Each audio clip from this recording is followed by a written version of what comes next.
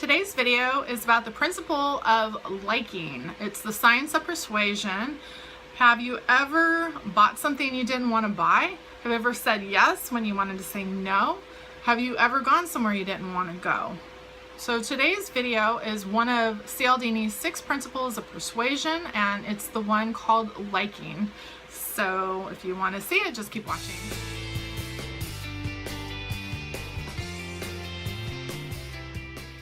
So the principle of liking has to do with people buying products basically from people they like. You've probably seen a lot of these home parties like Avon. Do you remember those Tupperware parties where everybody, got together and had, a Tupperware party? And then nowadays they have all of these makeup products. I can't think of the name of them, like Arbonne or Rodan and Fields, and it's almost just like pyramid marketing back from the day of, Amway and the Tupperware parties or the candle parties. Remember those candle parties? Just basically a lot of it has to do with if people like you, they will go ahead and buy from you. So for example, one of the things we usually learn in our sales training, which is a principle of Cialdini, to create this principle of liking, is you will try to build rapport with the person in some manner. Like if you go in and you don't know the person, it's a matter of just taking an interest in the other person. You go ahead, you might look around their office and say, oh, I see you have a picture of your son playing baseball. Does your son play baseball? Do you play baseball? Oh, yeah, I'm a coach of baseball. I just love it. What's your favorite team? And you're like, well, I like a lot of teams. I have no idea what the teams are. What team do you like? It's just creating that kind of rapport. Even if you feel you have nothing in common with that person, it's just finding, some kind of common ground, finding something in common, to create that affinity, they call it, or rapport, basically building rapport, building liking, building a commonality that the two of you have something in common. It also makes the person feel more comfortable, and so it's a really, really, really important principle of persuasion. And so even if you're not in a sales position or a marketing position, you can use this for anything, for anybody. You can use it on your relatives, your friends, male and female relationships. You can use it at work with your coworkers. Maybe somebody you really don't particularly get along with, or you haven't really connected with in any way. You're like, oh, look at that picture of your cat. Is that your cat? That cat is so cute. Even if you don't necessarily care for cats yourself, it's just creating that feeling of liking through, just showing some interest in that other person's interests, like their cat. Some people love to talk about either their cat, their pet, dog, their kids. They'll whip out all these pictures of their kids. Maybe it's sports, maybe it's food.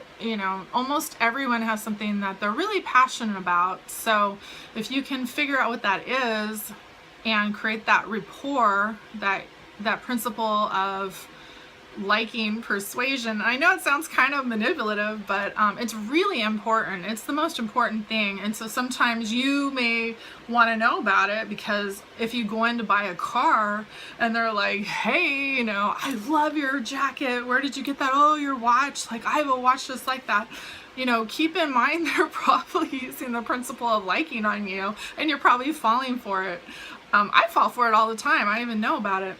The next principle of liking, I'm going to go ahead and read a little bit of it because I don't want to get yelled at about it. The next principle is that people that are physically attractive are more likable than people perceived as unattractive. So don't get mad, but it literally says it right here. Okay, it says, physical attractiveness can be such a tool. In a 1993 study conducted by Peter H. Renigan of Arizona State University, the University of Cincinnati, good-looking fundraisers for the American Heart Association generated nearly twice as many donations, 42%, compared with 23%, as non-attractive requesters. And so they've also done studies with political candidates.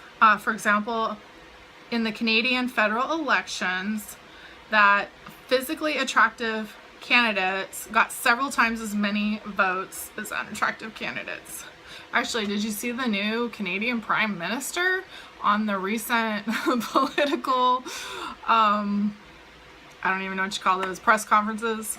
He's really good looking. Anyway, I think that's pretty well true. Most political candidates are fairly good looking. I mean, in the past, before television, there were more non-attractive candidates, but anyway, studies prove this is true.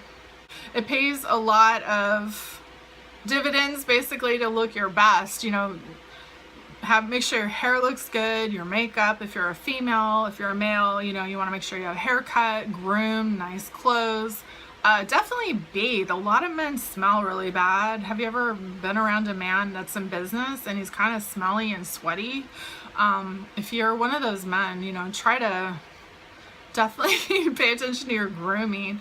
And a part of that too, I worked for a company before that insisted on manicures. Like, even if you're a man, the men all had to go get weekly manicures to make sure that their nails didn't look all scraggly. Like, if you were signing a contract or having to write down notes, for example, in a client meeting, they didn't want like your nails and your hands to look terrible. And some men do like that. Because I worked at that company for sales, I always look at men's hands now and how their cuticles are groomed. And it's so funny because I worked with another man who I still know and see, and he still goes and gets manicures. Like, he left that company 10 years ago, and he still gets the manicures because it's really important. And they also insisted like you have a really nice looking pen, and that just your face and your haircut and your suit's really nice and well groomed. And a huge one is do not wear cologne. That is something I really want to put as far as in the appearance category, although it is an odor. When you put on perfume, you're trying to make yourself smell better. A lot of people are allergic to cologne, and the worst colognes in the world are those really strong ones like that Polo, or that, you know, that strong like Obsession that some men wear. It nearly knocks me over if I'm walking in a mall. And I've been in airplanes before. I have to sit away from somebody, and I went on a date with somebody who was a great person, but they had on I mean, it just was like they bathed in cologne, and I'm extremely allergic to cologne, and so I got really high. I had to like crack a window. I started getting dizzy. It's like, yeah, I had one boss at work that insisted do not wear cologne because, you know, so many people find it offensive. They don't like the smell. It's just highly selective. You may like it, but it may really turn off everybody.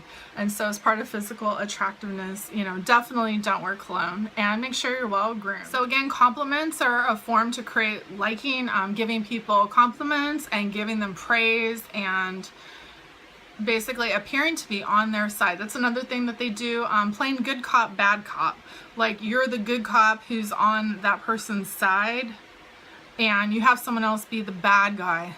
A lot of times I actually have to use that technique with my customers who are deadbeat payers, you know, past 30 days. Like, I have a couple customers that are great, but they're constant. They've slid now into being like 90-day deadbeat payers. So I find I have to use this technique myself, you know, to where I'm the good cop. Like, oh, hey, you know, how's it going? Let me check on kind of, you know, let me see what I can do to see if they'll go ahead and, you know, allow them basically to keep purchasing when I know that they haven't paid their bills. So then I'll have somebody in the operations or management or accounting, like, go ahead and contact their accounting and let them be the bad guy. You know, it's like playing good cop, bad cop, if you will. I actually want to get paid because I only get paid on paid invoices. If the person hasn't paid in 90 days, like, I haven't been paid. And so a lot of times, if you want to create or keep that principle of liking, you know, play good cop, bad cop. Parents do it all the time. Oh, well, your mom says you can't do it. You know, and like the mom and the dad do it against the kid. You know, you can almost use it in any kind of scenario. Or sometimes, you know, people in dating, they're like, well, my dad says I gotta get home by 1 o'clock curfew. And actually they may wanna get home, or they'll try to blame it on somebody else as the bad guy. I mean, that's basically what that principle is.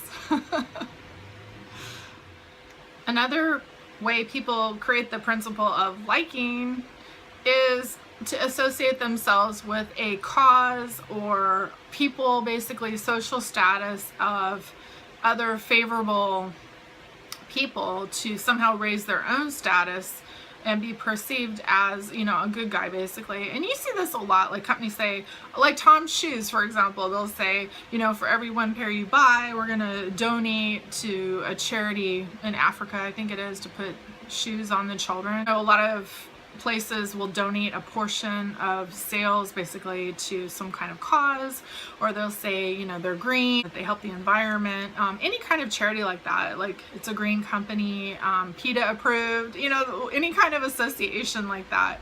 Other times people use status of even their family or relatives, like nepotism, basically. Oh, I'm the great grandniece of my uncle, you know, some Kennedy. It could be like a family line, a bloodline. It could be where you went to college. You know, I'm a Harvard graduate, I went to Yale.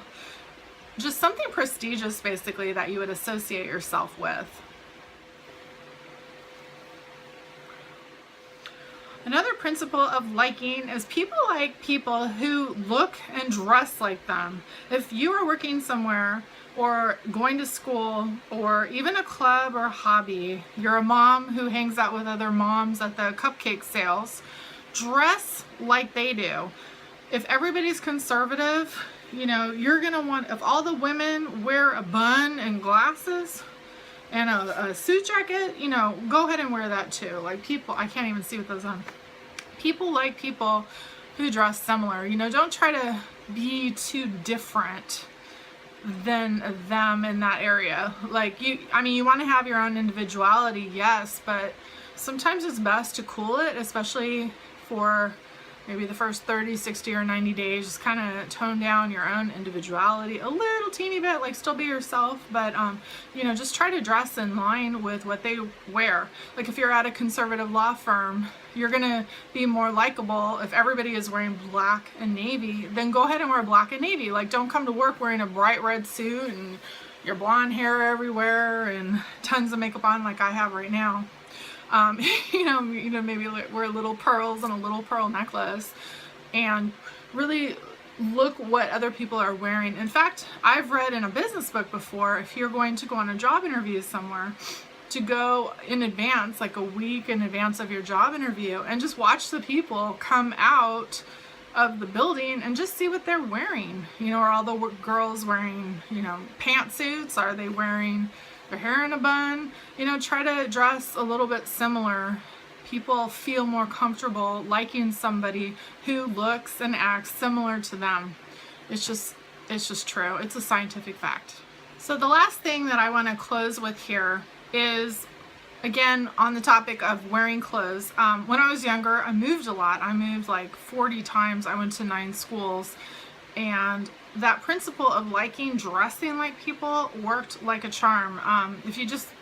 If you're a kid and you have a new school, just simply dressing similar to what the other kids are wearing, if they're and definitely kind of sticking to darker colors and no logos, and, you know, darker tone jeans, darker tone t-shirts, and just darker shoes. If you're not really sure what they wear, you can't go wrong with navy and black.